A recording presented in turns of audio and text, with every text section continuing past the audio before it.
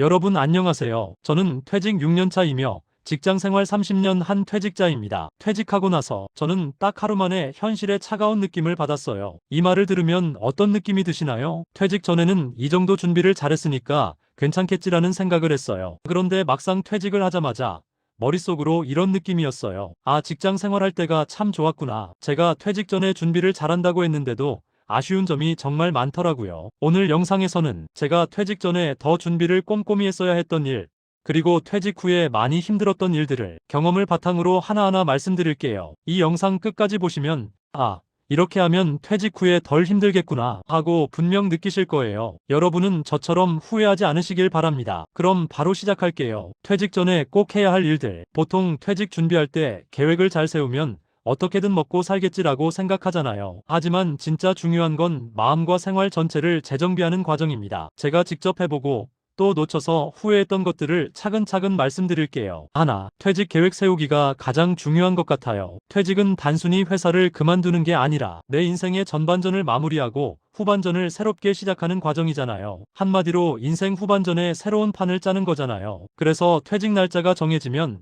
가장 먼저 해야 할 일은 계획 세우기예요. 경제적인 분야에 초점을 맞춰 향후 1년 동안 돈이 얼마나 필요할지, 소득 없이 버틸 수 있는 기간은 당분간 쉬고 싶은지, 아님 바로 뭔가 시작하고 싶은지, 대출, 지출, 생활비 조정. 저는 퇴직금 믿고 이걸 대충 세워서 많이 힘들었어요. 계획은 좀 더 꼼꼼히 준비하시면 좋을 것 같아요. 둘, 마음가짐 준비하기. 퇴직 후 가장 당황스러운 건 아침에 일어나면 출근하는 습관이었어요. 보통 근무 기간이 10년 이상 되니까요. 갈 곳이 없으니까 허전하고 어디론가 내 자리가 사라진 것 같고 괜히 초조해지고 불안해지죠. 퇴직 전 미리 마음을 이렇게 준비하세요. 이제 내 인생의 새로운 단계로 간다. 나는 끝난 게 아니라 다음을 준비하는 중이다. 쉼도 일이다. 내 인생을 충전하는 중이다. 마음을 준비하는 사람과 아닌 사람의 차이는 퇴직 후 3개월 만에 확실하게 드러납니다. 셋, 대출 상환 계획. 퇴직을 하자마자 바로 부딪히는 현실이 대출입니다. 퇴직 전에 꼭 다음을 점검하세요. 금리 변경 여부, 상환 방식 조정,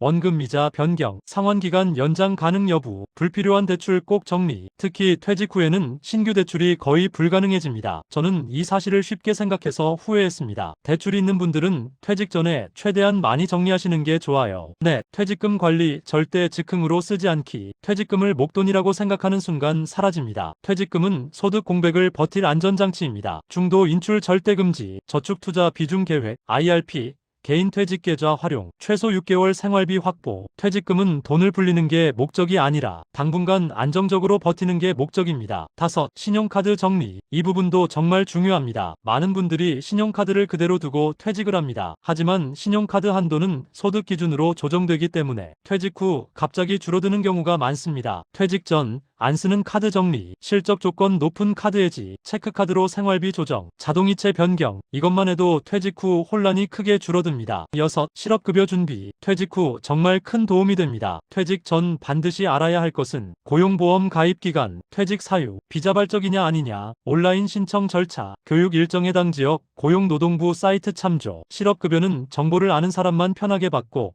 모르면 불필요하게 여러 번 왔다 갔다 하며 고생합니다. 7. 자격증 준비. 퇴직자가 퇴직 후 가장 많이 하는 말이 이것입니다. 아, 내가 자격증 하나라도 따둘걸. 퇴직하고 나면 집중이 잘 안 되고 의욕도 떨어지니 자격증 공부가 훨씬 어려워요. 퇴직 전 여유 있을 때 필요한 것들을 미리 따두면 좋습니다. 예를 들면 사회복지사, 요양보호사, 전기가스 관련 자격증, 드론 자격증, 안전관리 관련 자격증, 컴퓨터 기초 자격증, 심리상담사 공인중개사. 이런 자격증 하나가 퇴직 후 삶을 완전히 바꿉니다. 8. 유튜브 SNS 활용하기. 이제는 누구나 정보 활용 시대입니다. 특히 퇴직 후에는 내 경험을 나누고 싶다는 욕구가 자연스럽게 생깁니다. 그래서 동호회 가입 후 활동도 아주 좋아요. 퇴직 전 미리 준비해두면 좋은 것은 스마트폰 활용, 사진 영상 편집 간단한 기초, 나만의 스토리를 정리, 블로그나 유튜브 계정 개설. 퇴직 후 소득 활동이 되고 일상의 활력도 생기게 해주는 좋은 활동입니다. 9. 서류 준비도 중요해요. 퇴직하고 나서 챙기려 하면 오래 걸리고 회사 가기도 번거롭잖아요. 퇴직 전 꼭 챙겨야 할 서류는요. 먼저 퇴직증명서, 경력증명서, 재직증명서, 퇴직금 정산 내역서, 4대 보험 자격 상실 확인서, 기타 필요 서류는 미리 받아 놓아야 이후 경력 활용이나 취업에 편합니다. 그럼 퇴직 전에 할 일의 내용을 요약해보면요. 퇴직 전에는 계획 마음가짐, 재정 정리, 서류 준비, 이 네 가지가 핵심입니다. 퇴직 후 꼭 해야 할 일, 퇴직하고 나면 가장 먼저 느끼는 감정이 바로 허전함입니다. 그리고 현실은 생각보다 훨씬 빠르게 밀려옵니다. 제가 겪어보고 배운 것들을 말씀드리자면요. 하나, 퇴직 전에 마음 내려놓기. 내가 차장 부장이었는데, 내가 한때는 잘 나갔는데, 이런 생각은 절대 노노예요. 특히 이 마음 비우지 않으면 본인이 더 처참해져요. 퇴직했다고 해서 내가 부족한 사람이 아니라 퇴직은 자연스러운 인생의 과정입니다. 퇴직 직후에는 스스로를 다시 세우는 시간이 필요합니다. 둘, 가족과 시간을 재정비하기. 퇴직 후 자연스럽게 시간이 많아지는데 그때 가족과 관계가 더 깊어지기도 더 멀어지기도 합니다. 배우자와 대화 시간 늘리기. 이제는 양보할 시간입니다. 쓰레기 분리수거랑 설거지하기는 자주 할수록 덜 다퉈요. 부모님과 자녀와의 관계 회복, 함께 취미 시작하기. 퇴직 후 가장 큰 버팀목은 결국 가족입니다. 권위의식은 꼭 분리수거할 때 버리시는 게 좋아요. 셋, 건강관리. 퇴직 후 건강이 무너지면 모든 계획이 무너집니다. 그래서 규칙적 운동, 산책으로 걷기 습관, 정기적인 건강검진, 수면 패턴 관리. 건강은 퇴직 후 인생을 버티는 기본 체력입니다. 특히 스트레스 관리가 제일 중요한 것 같아요. 네, 소득 활동 시작. 퇴직 후 일정한 수입이 있으면 정말 안정감이 크게 달라집니다. 추천 활동은 단기 알바, 경비, 주차, 택배 분류 등 재능 기반 소득, 강의 컨설팅, 온라인 기반 활동, 유튜브 블로그, 자격증 활용 일자리. 소득이 크지 않아도 괜찮습니다. 매달 들어오는 돈이 있다는 사실 자체가 마음을 지탱해 줍니다. 다섯, 통장 잔고 감소로 인한 압박감. 통장 잔고는 생각보다 빠르게 줄어듭니다. 여기서 중요한 것은 퇴직 전에는 회사가 울타리가 돼요. 회사를 보고 대출을 해준 거라고 생각하면 맞아요. 은행이 나를 보고 대출을 해준 것이라고 생각하면 슬픈 착각이에요. 퇴직 후 가장 큰 스트레스 중 하나입니다. 돈이 줄어드는 걸 보면 내가 지금 뭘 하고 있나?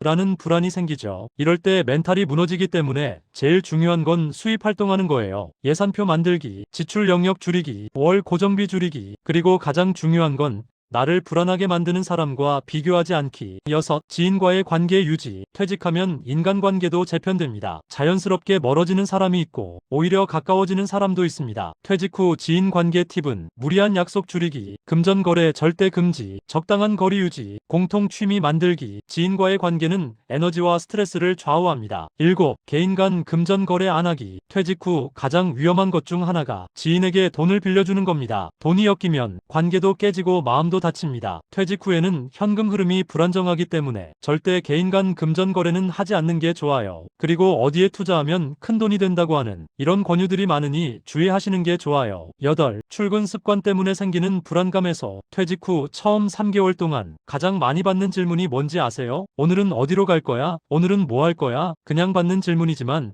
당사자에겐 심리적인 큰 불안이에요. 저는 이렇게 극복했습니다. 집 주변의 큰 커피숍으로 가서 퇴직 전에 계획 세운 거 확인하고 제일 큰 걱정인 돈 벌 수 있는 곳을 전부 체크해서 알아봅니다. 주민센터, 구청도 활용. 물론 매일 커피숍으로 가는 마음이 편치는 않아요. 하지만 내 마음을 달래고 그래도 꼭 비워야 해요. 특히 실업급여 수령 끝날 때쯤에 일할 곳이 결정되면 좋아요. 그리고 매일 일정 만들기, 일정한 기상시간 유지, 취미생활, 운동 고정시간 확보, 생활 리듬이 잡히면 마음도 자연스럽게 안정됩니다. 그럼 퇴직 후에 할 일을 요약해보면요. 퇴직 후에는 가족, 건강, 소득, 관계, 마음 안정. 이 5가지가 핵심입니다. 지금까지 퇴직 전후의 내용을 최종 정리를 해보면 우리 삶의 정점에 계신 낀 세대인 여러분, 지금은 부모님 모셔야 하고 자녀들도 책임져야 할 여러분이기에 얼마나 심신이 힘드신가요? 그 마음을 제가 이해합니다. 그러나 퇴직은 끝이 아니라 또 다른 새로운 시작입니다. 저도 처음에는 참 막막했습니다. 자신감도 떨어지고 미래가 두렵고 돈이 줄어드는 걸 보면 마음이 초조해질 때도 있었습니다. 그런데 시간이 지나 보니 깨달았습니다. 퇴직은 나를 다시 찾는 시간이었습니다. 회사에서의 역할을 뒤로 하고 이제는 내가 진짜 누구인지 앞으로 어떤 삶을 살고 싶은지 다시 생각하게 해주는 귀한 시간이더군요. 오늘 제가 나눈 이야기가 여러분의 퇴직 준비에 작은 힘이라도 되었으면 좋겠습니다. 그리고 앞으로도 퇴직과 은퇴, 부업, 엔잡 그리고 그 이후의 삶을 조금 더 편안하게 준비할 수 있도록 제가 경험한 것들을 계속 나눌게요. 영상이 도움이 되셨다면 구독과 좋아요, 그리고 알림 설정해 주시면 더 깊은 이야기들을 꾸준히 전해드릴 수 있습니다. 여러분의 또 다른 시작을 진심으로 응원합니다. 그리고 큰 박수를 보냅니다. 파이팅! 감사합니다.